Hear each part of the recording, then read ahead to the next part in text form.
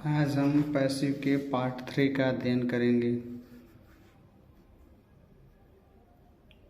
Part 3 जो 12वीं की कक्षा में प्रश्न पूछे जाते हैं उनसे संबंधित, जैसे टाइप 1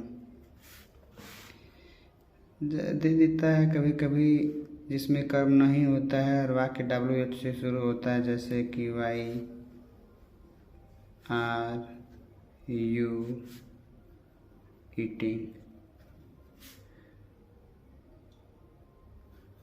अब हम देख रहे हैं कि यू करता है और ईटिंग मतलब खाना क्रिया है, इसके बाद कर्म नहीं दिया है। तो आप ध्यान दें, जब कर्म ना हो तो हम ऐसे इस वाक्य की बनावट करते हैं। रूल है, इसके लिए आप लिख लीजिएगा कॉपी पे। पहले हम WH वर्ड ही लिख देते हैं, फिर उसके बाद हेल्पिंग वर्ब लिखते हैं, फिर V3 लिखते हैं, तब बाई लिखते हैं, तब जाकर सब्जेक्ट लिखते हैं। सब्जेक्ट का मतलब एक्टिव वॉइस का जो करता होता है उसको लिख देते हैं। एग्जाम्पल आप समझिए तो बात समझ में आएगी। जैसे इसमें WH वर्ड यानी वाई है तो हम लिख देंगे वाई। फिर सहायक क्रिया, आप याद रखें कि हमेशा एक वचन लगाते हैं।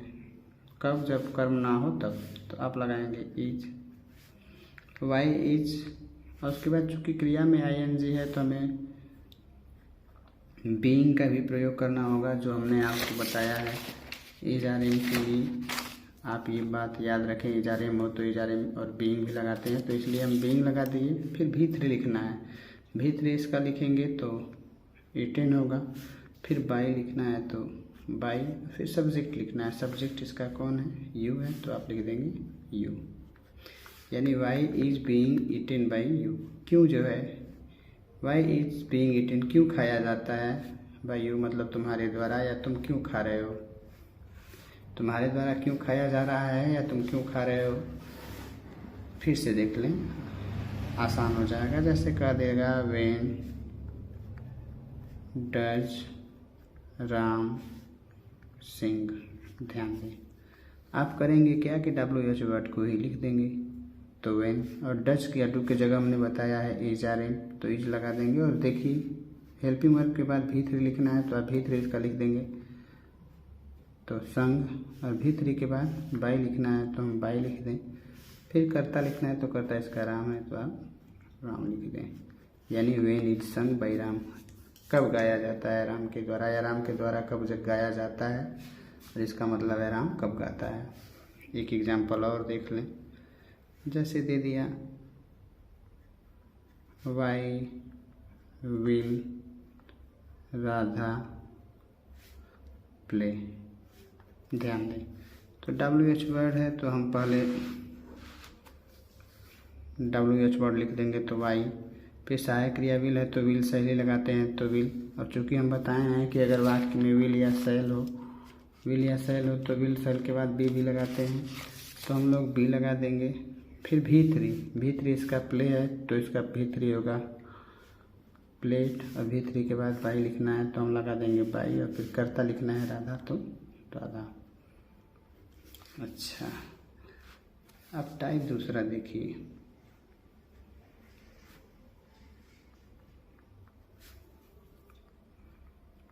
जब वाक्य में इन्फिनिटिव का मतलब 2 + V1 दिया हो, तो पैसिव कैसे बनाते हैं ध्यान दें।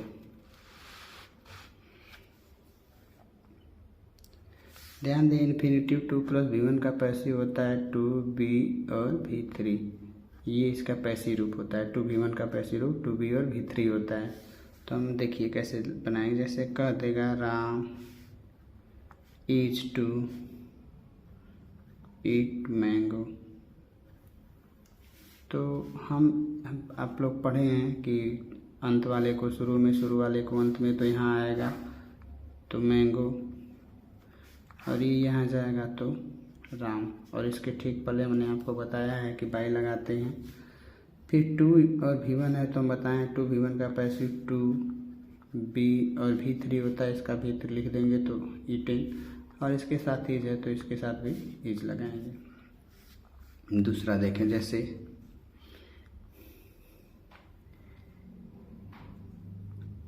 आई वाज टू प्ले क्रिकेट, तो ये क्रिकेट यहाँ जाएगा तो क्रिकेट, और यहाँ जाएगा आई तो मी, और इसके ठीक पहले बाई, और यहाँ आएगा तो क्रिकेट। और टू और V1 है तो इसका पैसिव टू, बी और V3 बनेगा तो टू बी, और इसका V3 लिखते हैं तो प्लेट, और चूँकि आई के साथ वाज तो क्रिकेट के साथ भी वाज। फिर से देख लें, क्रिकेट यहाँ आएगा तो क्रिकेट, आई जाएगा तो मी, ठीक पहले बाई, और टू और V1 का, तो टू और V1 का पैसे टू बी और V3 होता है तो टू बी और V3 इसका लिख दिए, आई के साथ वाज तो क्रिकेट के साथ भी was.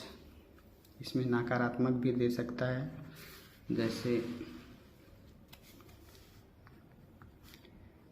I am not to teach you, तो आप यू को शुरू में लाएंगे तो यू, और आई शुरू से अंत में जाएगा तो मी, और ठीक पहले बाई। टू और V1 का पैसिव होता है टू बी और V3, टीच का V3 होगा टाट, फिर नॉट है तो नॉट, आई के साथ एम तो यू के साथ आर। अब इन्फिनिटी में टाइप दूसरा देखिए, दो ही तरह के पैसिव आपसे पूछता है तो दे देता है। कभी कभी वाक्य इट इज से शुरू होता है, जैसे it is time to open the shop, और आपको दे देता है ऐसे करके पैसिव। अब ध्यान दें,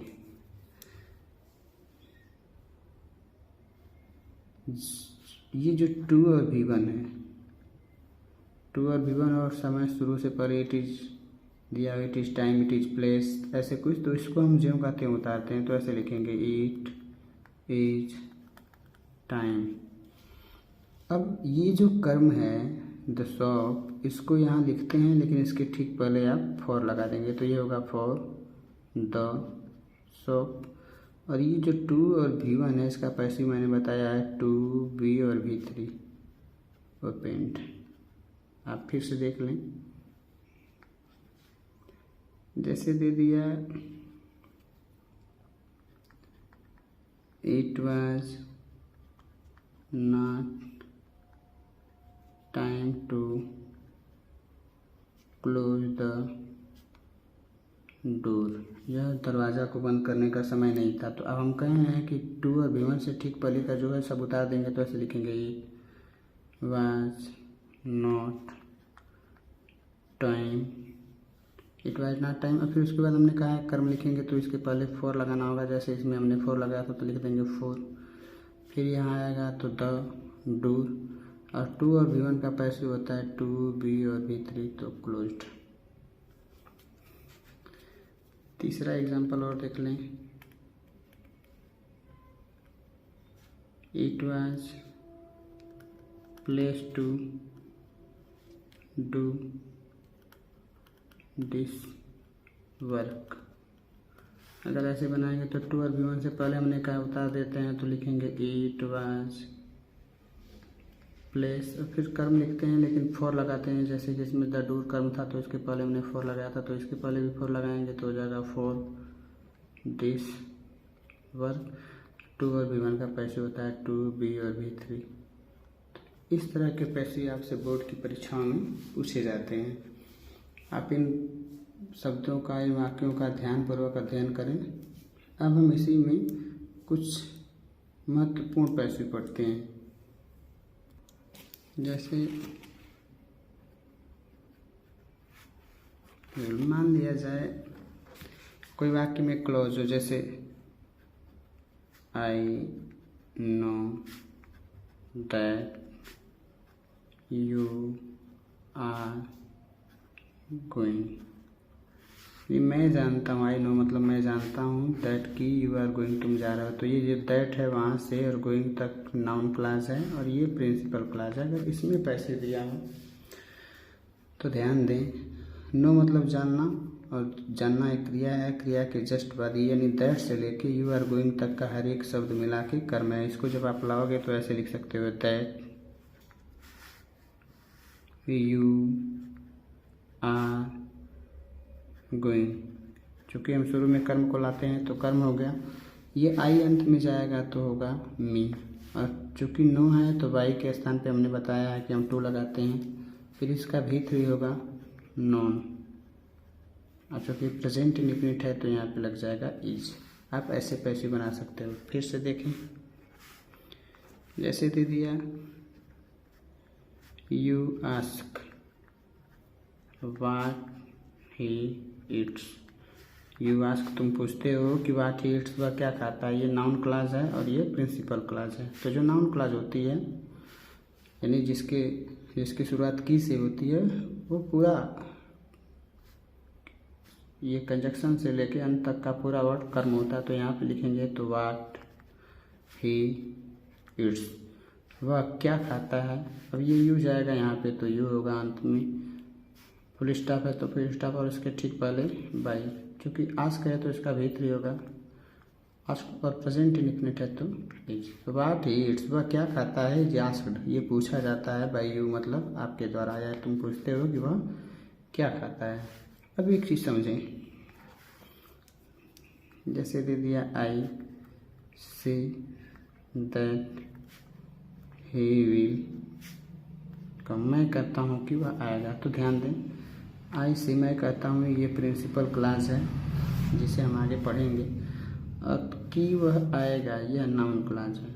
तो ध्यान दें, क्रिया के ठीक बाद इट छिपा होता है। आप चाहे तो ऐसे भी इसे बना सकते हैं, यहाँ इट छिपा है तो आप लाएंगे तो इट, और ये इसके स्थान पे जाएगा तो मी, और इसके ठीक पहले बाई, और इसका भी3 से का होगा सैट। और चूँकि ये प्रेजेंट इंडिफिनिट है तो इज, और इसके बाद इसे जो कहते हैं आप चाहो तो उतार सकते हो, दैट ही विल कम। ध्यान से इसे देखें, जैसे अब मान लीजिए हम इसके पहले यहाँ से लिख लेते तो ये यहाँ से लेके यहाँ तक पूरा कर्म है। आप ऐसे भी इसको उतार सकते हो, आएगा तो कि ही विल कम वह आएगा। अब ये आई जाएगा यहाँ पे तो मी, और इसके ठीक पहले बाई, और इसका भी3 लिखेंगे तो सैट। और चूँकि प्रेजेंट इंडिफिनिट है तो इज। इस दोनों में से दोनों सही है।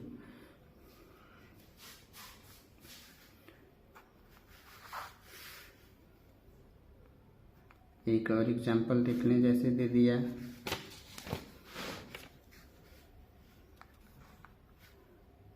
I know when he reads. मुझे पता है कि वह कब पढ़ता। तो व्हेन ही रीड्स शुरू में आएगा तो व्हेन ही रीड्स ही, चूँकि यह कर्म है और आई जाएगा इसके स्थान पे तो मी, और चूँकि नो है तो इसके पहले टू, इसका भी3 हम लोग लिखेंगे तो नोन, और चूँकि प्रेजेंट इंडिफिनिट है तो इज। आप ऐसे लगा सकते हो, या फिर यहाँ पे इट छिपा होता है तो आप लाओगे तो इट, और ये आ जाएगा उसके स्थान पे तो मी, और ठीक पहले टू क्योंकि ये नो है, उसका भी3 होगा नॉन, और प्रेजेंट इंडिफिनिट है तो लगेगा इज। फिर इधर व्हेन ही रीड्स, ये आप चाहें तो ऐसे उतार दें। आगे कुछ चीज़ें हमने छोड़ दी थी, उसे समझ लें। जैसे हम आपको बता रहे थे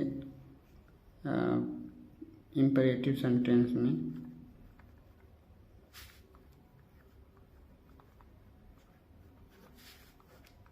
आज्ञा सूचक वाक्य में, जैसे ये बताए थे कि जब वाक्य क्रिया से शुरू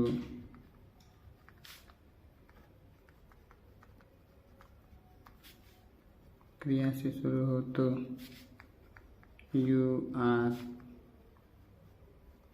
ऑर्डर टू लगाते हैं। इसे थोड़ा ध्यान से समझें। जैसे दे दिया प्ले क्रिकेट, और इसको अगर पैसिव बनाने को कहा जाए तो आप चूँकि क्रिया से शुरू प्ले मतलब खेलना क्रिया है, तो आप लगा सकते हो you are ordered to play cricket. लेकिन इसको पैसिव बनाने का एक और रूल है। जैसे हम इसे लिख सकते हैं लेट प्लस ऑब्जेक्ट, ऑब्जेक्ट का मतलब होता है कर्म, plus B plus V3 passive बनाने के लिए। तो चूँकि और ये नियम सिर्फ इम्परेटिव के लिए है। इम्परेटिव मतलब आज्ञा सूचक। तो हम शुरू में लेट लिखेंगे तो लेट लिख दीजिए, फिर कर्म इसका है क्रिकेट तो हम लोग क्रिकेट लिख दिए। फिर इसके बाद बी लिखना है तो हम बी लिख दिए, फिर V3 इसका है प्ले तो इसका V3 लिख देंगे प्लेट। तो हम ऐसे भी बना सकते हैं, लेकिन इस रूल का प्रयोग करने के लिए आपको हर बार कर्म चाहिए। जैसे अब ये वाक्य इससे नहीं बन सकता, जैसे गो देयर, गो देयर इसमें गो जाना क्रिया है, लेकिन देयर कर्म नहीं, क्योंकि ये स्थान है और स्थान का भी कर्म नहीं होता। तो इसके लिए आप इस रूल का प्रयोग नहीं कर पाएंगे। आप हर बार में ऐसे लगाएंगे you are ordered to go there, ये सही रहेगा। और लेट से इसे आप नहीं बना सकते, लेट से नहीं बना सकते, इसलिए इन नियमों पे आप ज़्यादा ध्यान दो। ये सब पढ़ा दिया गया है, आप इसके लिए निश्चिंत रहें।